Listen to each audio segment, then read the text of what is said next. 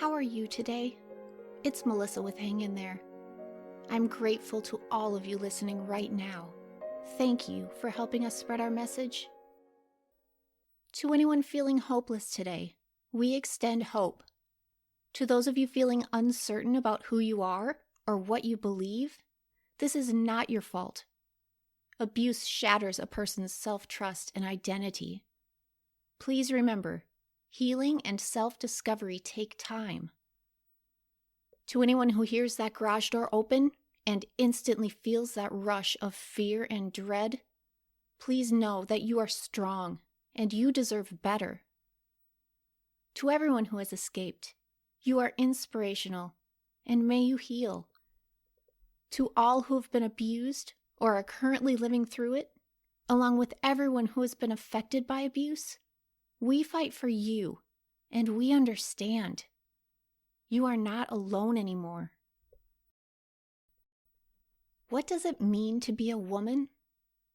That is such a difficult question for me to answer, one I can honestly say I have never asked myself in nearly 50 years of living.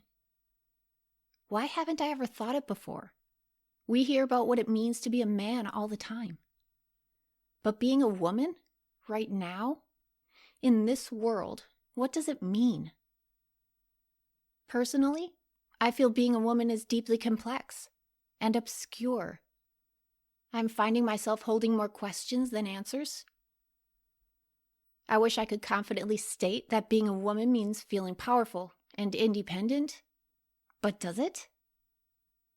And even if we do feel that way, does it really matter if the world still refuses to treat us accordingly?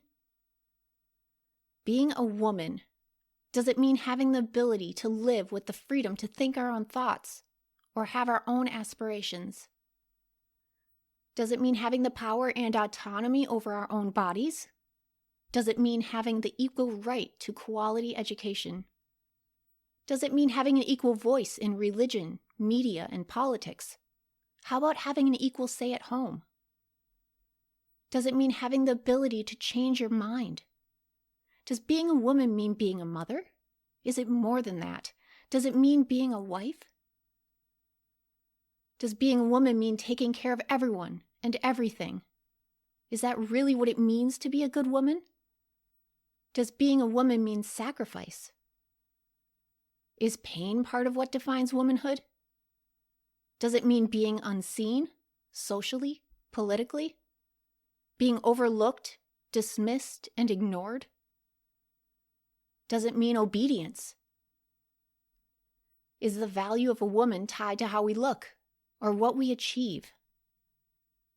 Why do I have all these questions and no clear answers? What does this reveal about the world we live in? What does this say about me? Consider this, please.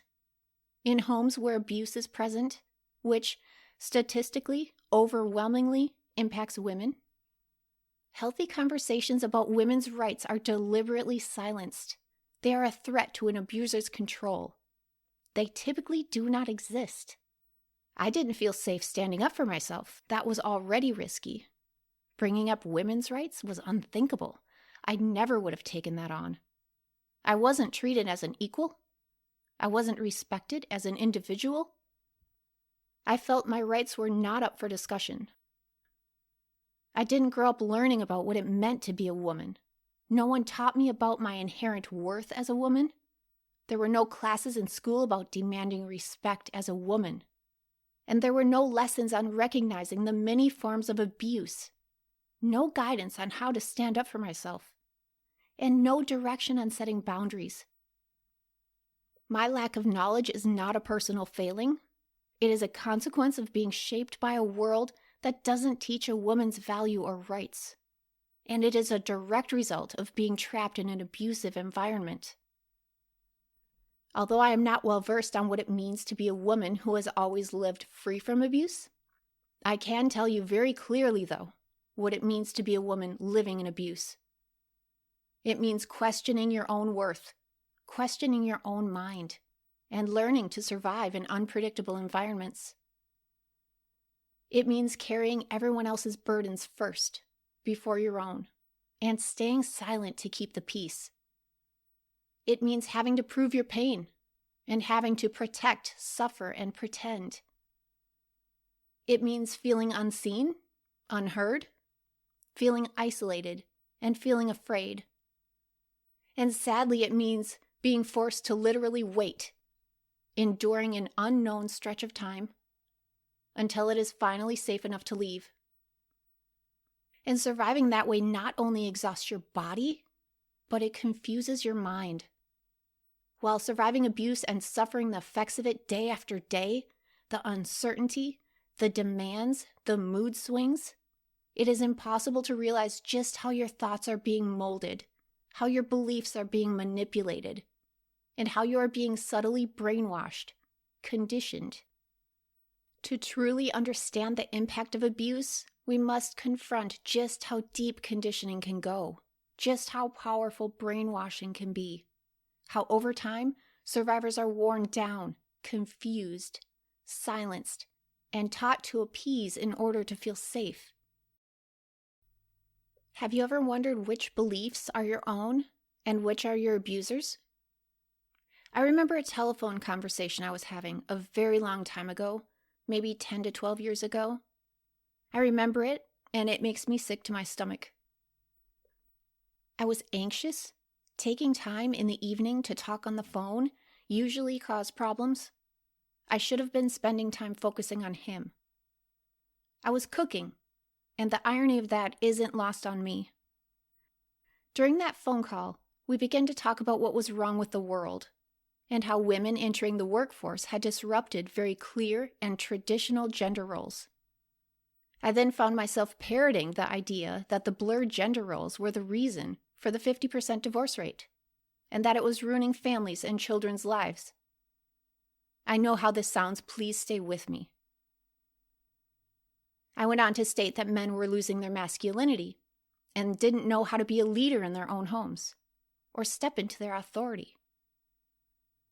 The conversation shared ideas about a woman's biological makeup to be better equipped to care for children than men, and how beneficial it was for children to have the mother in the home instead of away at work. As I said those words, he was just feet away. I was not alone. I felt I had no privacy. His presence filled the room. Every word felt like it was being measured. I said things that I thought would please him. And I think in a way, I had come to believe some of it myself. At the same time, I think there was still a part of the real me in there, and hearing myself say those repulsive things and repeating those offensive beliefs had that part of me wanting to vomit. I was confused and stuck. I was brainwashed. I was trying to be happy, trying to survive. And believing it all, I think, made it easier to keep going, if that makes sense. In my mind, if men were meant to be in control of women, and women were supposed to stay home, then maybe life was more bearable. Maybe it wasn't so suffocating when I couldn't leave the house alone, or when I walked on eggshells to keep the peace. Maybe my sacrifice was worth it. Maybe believing those things helped me feel better about what I was missing. The friendships, relationships with my family, the opportunity to go to college, to have a professional career. If everything that I said was true in that conversation on the phone that night, maybe I could endure it. Isn't it odd what the mind does? In order to survive, it tries to make us feel better in strange ways, stitching together explanations and reasons to make sense of it all, as if it is creating a very plausible story that feels less painful than facing the truth, finding ways to convince you that maybe things aren't that bad when reality is too overwhelming.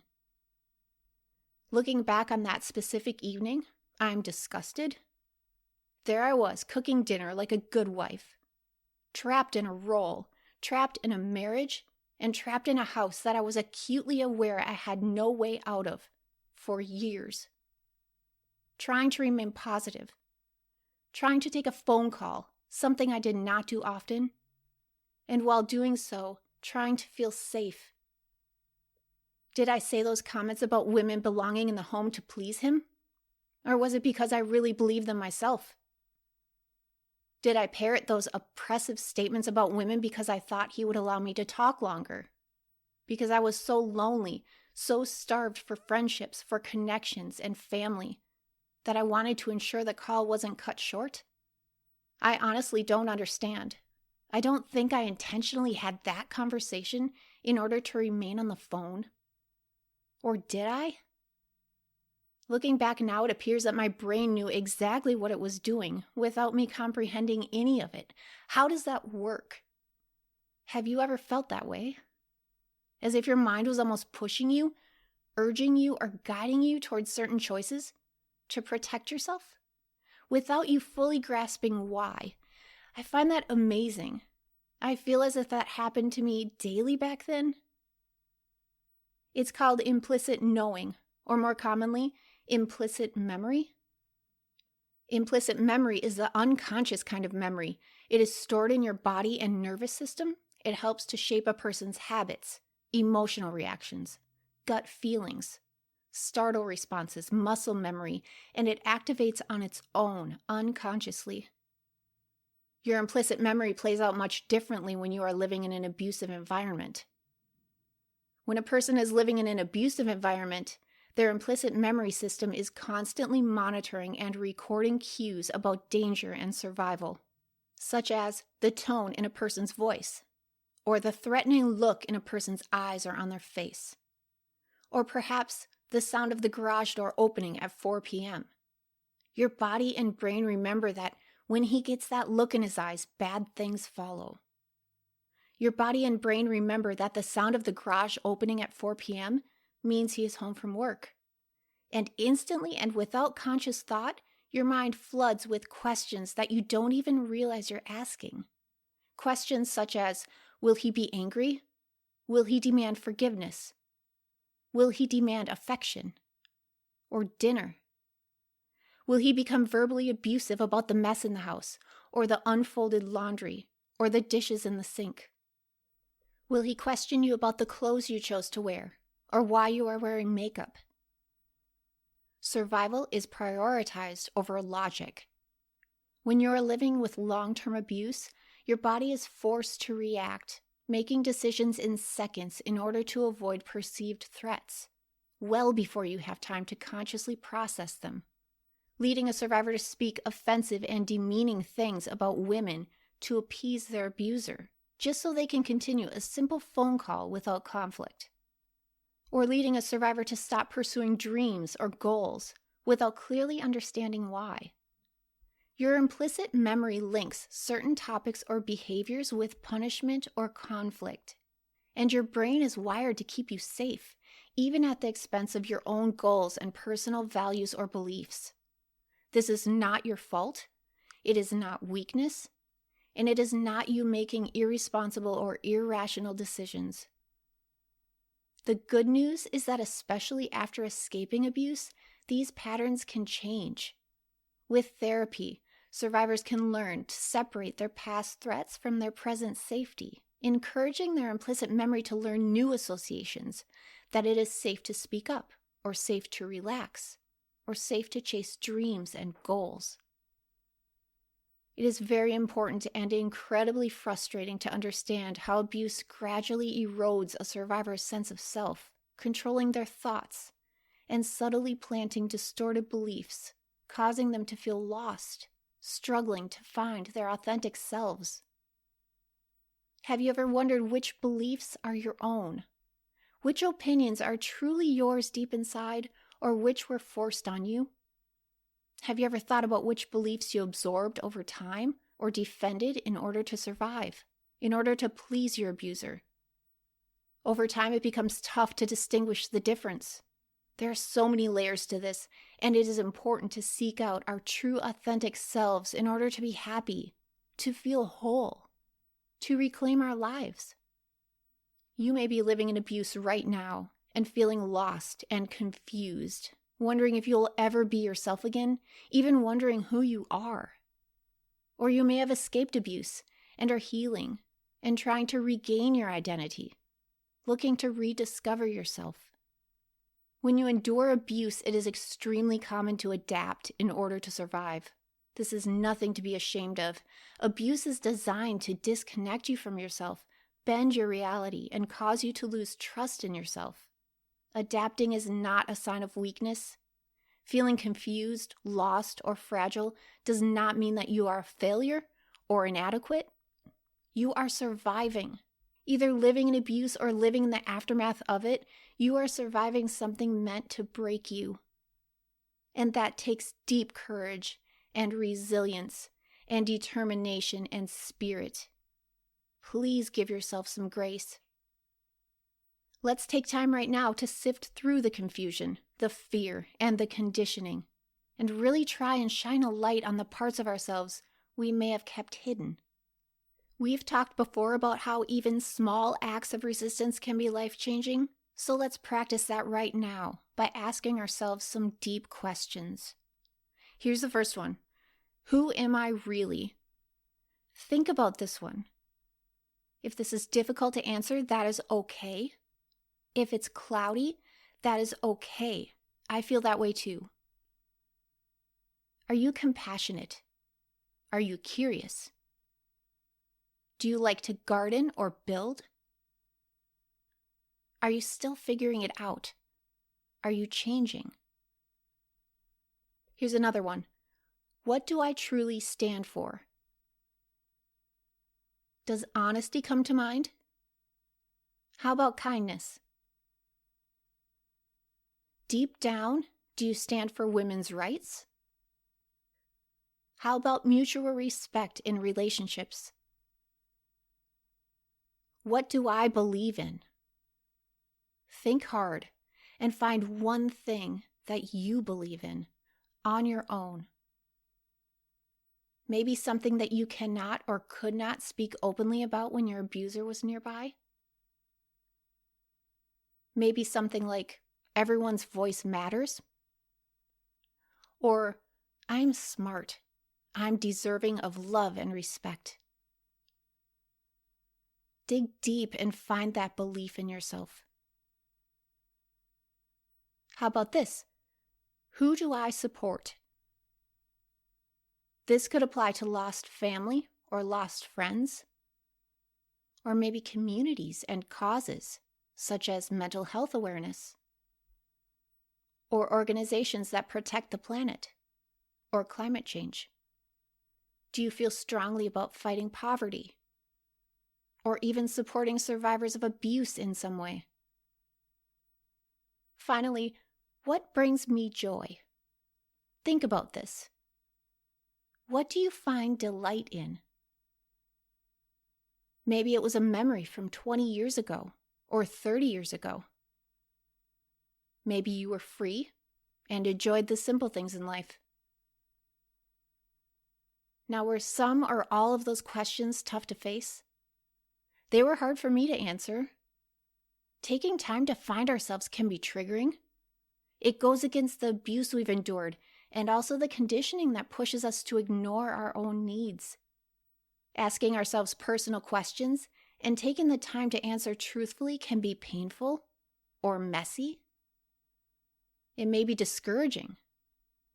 Perhaps it's been a long time since you paid attention to yourself, and that is unfair. Despite how difficult it is, we want to find our true selves. We want it back, all of it. Our lives, our opinions, our happiness, our anger, our dreams. Even though the process to discovering ourselves is torturous at times. But we are survivors, and we have endured, and we deserve the freedom to choose what kind of woman we want to be. Not the version our abuser tried to mold us into, and not what our country or culture claims we should be. Currently in America, I feel as though our country is doing a phenomenal job dictating what it means to be a woman for us, how we should look, or behave, or speak, how we should be obedient people pleasers, how our worth is tied to appearances, purity, and motherhood. We are expected to be soft but powerful. We are supposed to be confident but meek. And women are pressured to be highly sexual but pure. We are expected to be thin but curvy, and women are supposed to look youthful but grow old. Be less and more, have a successful career, and also take care of everything at home. These standards are so contradictory. They're impossible to live up to. Isn't it odd that in this country right now, our culture is imposing expectations on women mirroring the dynamics of an abusive relationship? I can't be the only one who sees this. Are we living in medieval times, where women were expected to be meek and obedient to the men in their lives, to serve them, to embody innocence and remain virginal while also expected to fulfill a man's every desire? Even back then, the expectations of women were contradictory. Throughout history, it seems women have been used in nearly every way to serve men, whenever it suits them, as caretakers, raising children, managing the home, or as trophies, paraded around for looks, boosting a man's status or ego, as scapegoats, being blamed for a man's anger or failure, and as lovers, being expected to be sexually available, feeling pressured to prioritize a man's pleasure over their own.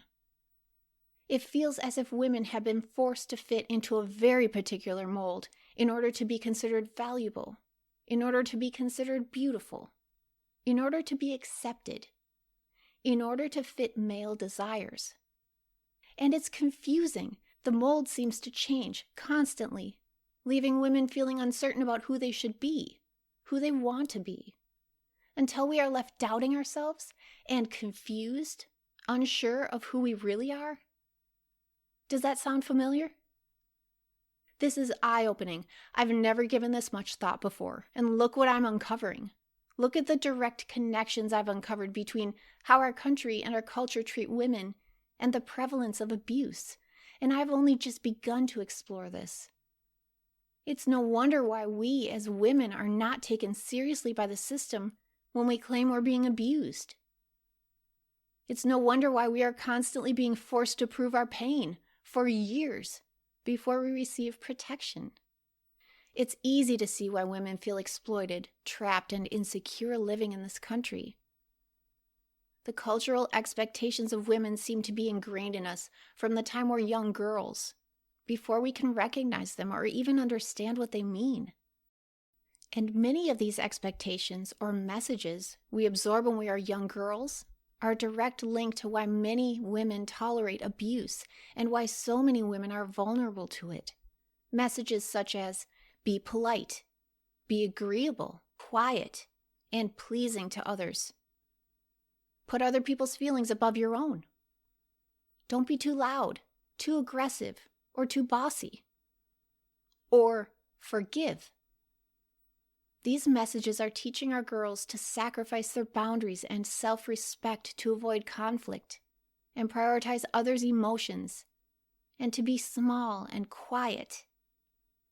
When we compliment young girls only on their appearance, we are communicating that their value is tied to being desirable. The media is constantly comparing women based on looks or who they are dating. There are movies and books actually romanticizing women who stay loyal and affectionate regardless of how they're treated. All of the cultural expectations women face from the time they are young girls are reinforcing the exact systems that encourage women to compete with each other instead of collaborate.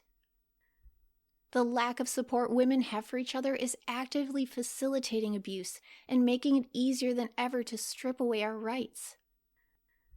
We need to embrace and empower each other, not judge and compare.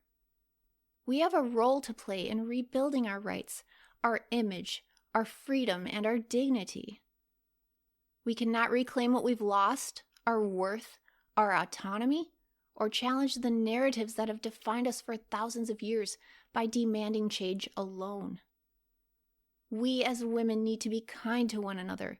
We want the right to live our lives in a way that makes us happy, whatever that looks like. Each of us finds joy and fulfillment in different ways, and that is okay. We need to embrace our differences. Some women feel deeply called to grow professionally. Working challenges and excites them, while others find their passion in focusing on their homes and families. and neither path is more valuable than the other. The important piece to note here is that we all deserve to have the right to choose what makes us happy, without judgment and without being pressured. Supporting one another instead of competing and tearing each other down will build strength and unity, and we need that togetherness. The widespread abuse of women in this country is not just a collection of isolated incidents, and it is no accident. It is rooted in a culture that consistently denies us our rights and refuses to hear our voices. I'm going to pause here and just sit with this for a moment. I'm not going to gently ease out of it. Let's try and notice what we're feeling. Really honor just how important this conversation is. Before we breathe, let's remind ourselves. We are strong. We are informed. And we are intelligent. And right now in this moment, we know our worth. And we have every right to demand respect. Please breathe.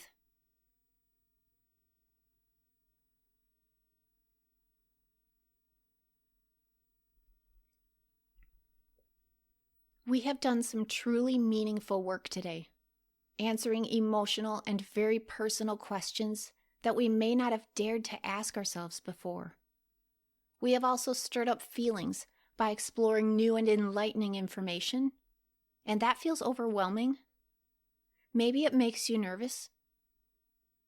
I felt an ugly but all too familiar push to just stop.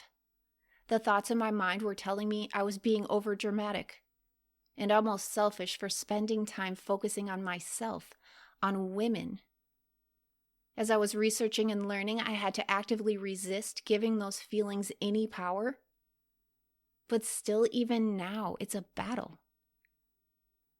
The intrusive thoughts and reactions are the honest byproduct of time spent paying attention to everyone and everything else but myself. It is extremely easy to lose yourself when you are surviving, isn't it? Well, right now, we are finding ourselves. No more staying small to avoid conflict. No more sacrificing our boundaries in order to appear agreeable. No more staying silent to keep the peace. We are not puppets being manipulated by abusers to be someone we are not. We weren't meant to be controlled, molded, and trapped. We are women. We are individuals, and we deserve the right to define ourselves on our own terms. We deserve the right to have our own thoughts, to know who we are, what we stand for, and who we aspire to be. And we deserve the freedom to explore those ideas and to evolve without being held back. Young girls deserve in-depth education from a very young age about their rights and about what abuse truly is and how to recognize it. I'm not forgetting about our young boys. They deserve the same. As a country, a culture, and as parents, though, we need to instill standards of respect in our young girls, providing very clear expectations for themselves, their relationships, and their sexuality. Hopefully then we will create more confident women who will know themselves well, who will call out abuse when they see it and not tolerate it, and who will turn to other women for support and understanding instead of viewing one another as rivals. We have the chance to create a real opportunity to turn the tables here, to fundamentally shift the trajectory of this country. We need to collaborate and do this together. Have conversations, talk to other women, embrace other women, uplift other women. Ask our girls what they're learning in school about what it means to be a girl, a woman. Talk to them about their rights. Talk to them about individuality. Ask them what they are learning in school about abuse. Elaborate on the various forms of abuse. Find out what the school is missing so you can fill in the blanks at home. We should do the very same for our young boys as well. I do want to take a moment to acknowledge that I've spent the majority of this time speaking specifically about women, our vulnerability to abuse, and the stigmas and expectations our culture places on us. I want everyone to understand that domestic violence can and does happen to men as well. Abuse affects everyone. But I am a woman, and the reality is that abuse disproportionately affects women. I'm not trying to minimize anyone else's experience. I'm only speaking authentically about mine. Thank you very much for spending part of your day listening. I hope that after listening today, you have uncovered pieces of your true self, parts that have been pushed down deep by the ways abuse attempts to condition us. I hope that you've learned more about who you are and the rights and respect that you deserve simply by being human. And after today, I hope that you feel a stronger sense of support and compassion, especially from other women. I hope you feel a connection to this community of women, of survivors, instead of a disconnection. I want to reiterate that 1 in 4 women in this country have experienced domestic violence in their lifetime, and roughly 50% of adults, both men and women, report having experienced emotional or psychological abuse in their lifetime. These numbers cannot be ignored any longer. Please remember that even if the topic of abuse and the mistreatment of women doesn't necessarily apply to you, the statistics prove you know people who it does apply to. You can help loved ones and friends by talking to them, supporting them, offering resources and information. Please don't just turn a blind eye. We need you. You have an important role to play here too. We have a purpose, a duty, to help redefine what this nation stands for. And in doing so, we will create a safer, healthier, more just world for our children and grandchildren. Join me, please. Let's put an end to abuse and the mistreatment of women and our girls. Please help me to spread the strength. Thank you so much.